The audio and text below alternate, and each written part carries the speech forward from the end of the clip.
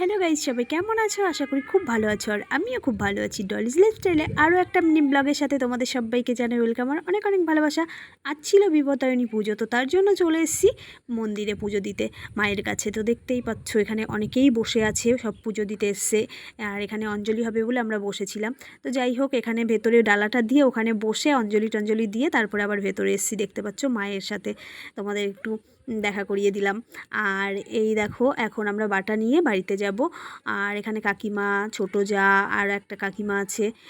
তো আমাদের ফ্ল্যাট থেকে আর একজন গেছিলো, আমি গেছিলাম, দুজনে মিলে গেছিলাম আমরা এখান থেকে। আর এ বাড়িতে এসে দেখো ময়দা মেখে রেখে গেছিলাম আর মটরটা সিটি দিয়ে গেছিলাম।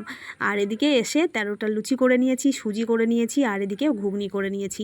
তো 13টা লুচি তো আমার পক্ষে খাওয়া সম্ভব না, যদিও ছোটো ছোটো করেছি, কিন্তু নিয়েছি তোমাদেরকে দেখানোর জন্য। আর হ্যাঁ, আমি কিন্তু 13টা লুচি থেকে একটু একটু ছিঁড়ে ছিঁড়ে নেব, নিয়ম যেহেতু।